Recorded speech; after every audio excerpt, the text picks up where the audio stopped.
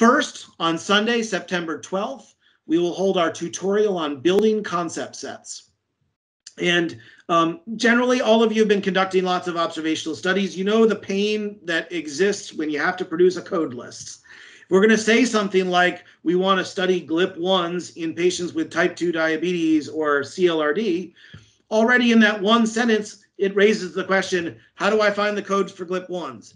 How do I find the codes for type 2 diabetes? How do I find the codes for CLRD? And what we've recognized across our community is that lots of people are going about doing this task in lots of different ways.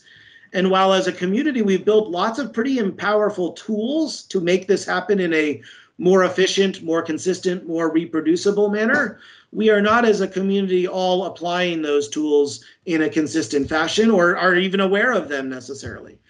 So in this tutorial that we'll hold on Sunday, we are going to focus on providing a training session on what is a concept set? What is this OHDSI jargon that we have embedded into most of our tools? How do you build a concept set from source codes?